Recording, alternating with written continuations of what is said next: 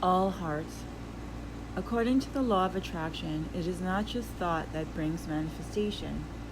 It is feeling or vibration behind the thought. And feeling does not come from the mind. I recall the times in my life when I witnessed immediate manifestation. It happened when I cried out and demanded with all my passionate heart that I needed it done now. Immediately, the universe responded. One memorable moment of instant materialization came after one of my private evening yoga classes. I was in my car about to head home when my car started to make this very loud screeching noise from the left side. My yoga students, who were men and knew a thing or two about cars, looked below my car, inside the hood, and drove it around the parking lot, but couldn't figure out where it was coming from. One of them told me he'd follow me home to make sure I got home safe. It was late at night and a 45-minute drive home. I wasn't confident I was going to make it with this horrible shrieking sound. I was on the highway only about 10 minutes into my journey when I lost it. I was too scared and nervous. I thought my car was going to blow up. I yelled out loud, "Family, I need you now!"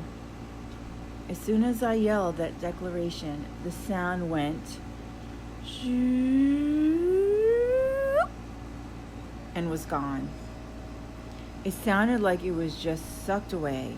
No more, just quiet. I couldn't believe it. I made it home safe. The next day, I brought my car to the mechanic. He put it up on the lift, took it apart, and found nothing wrong with it. That was the first and only time it made that noise. I had no idea why that happened, but I had every idea about the power of our passion, our heart, our interconnectedness, and the divine help that is always at our side. We have heard about impossible feats of strength done by humans, usually involving sacrifice and saving another for love. Where does that come from? Not the mind. It comes from the warrior heart. Your mind brings focus to what your heart is so passionate about. When I was swimming in the annual 6-mile swim across the Great South Bay on Long Island, there were times when I thought my arms would fall off because they were so tired.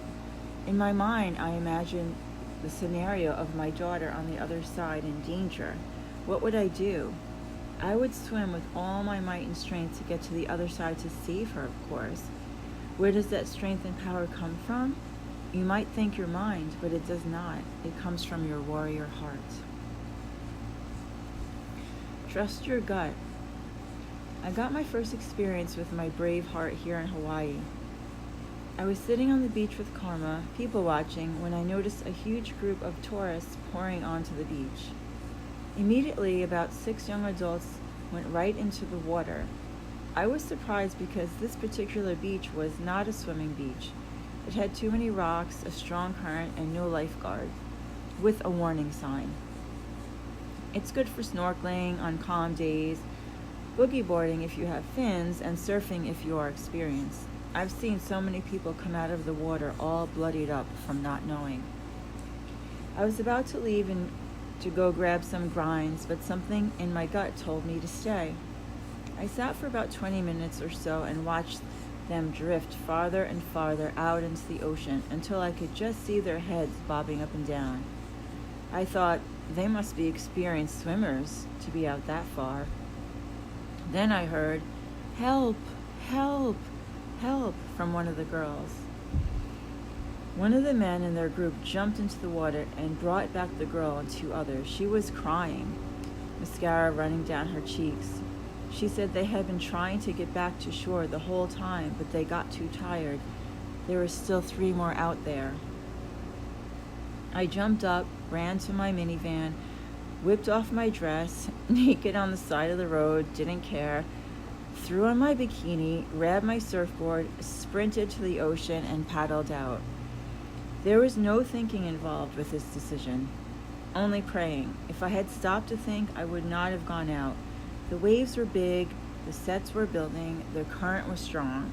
I was not an experienced surfer, and I was scared of this beach. People drown there. I paddled out to one of the men. He was a lifeguard from Ohio, actually, but first time in the Pacific Ocean in Hawaii. He was spent. I calmed him down, put him on my board, and told him we had to paddle toward shore. He responded that his arms were too tired. Having no pity, I said, "Tim, you better paddle or we're going to get crushed on those rocks." I swam next to him, holding on to the leash. It took us a while. The current was so strong, but eventually we made it.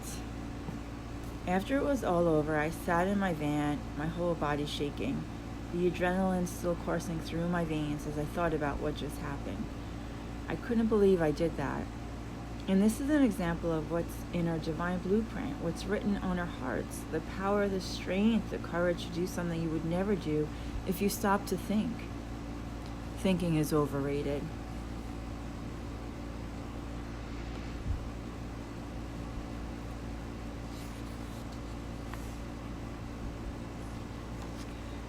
What is the heart? In school, we're only taught about the heart as an organ. In science class, we aren't taught about who we are and why our spiritual heart is so important. When you say someone has a lot of heart, it could mean they are very dedicated or passionate. While our heart pumping 24/7 is dedication, passion is not generally ascribed to the organ in our chest. The spiritual heart holds the passion. When we transition or die, our heart or soul, or whatever word you want to call it, leaves the physical body to go on to other planes and dimensions. What you take with you in your spiritual heart is all the lessons you have learned, all the love you have given and received. The spiritual heart center is the portal that houses the diamond-faceted blueprint of your divine life's purpose. It is the key to everything that is you.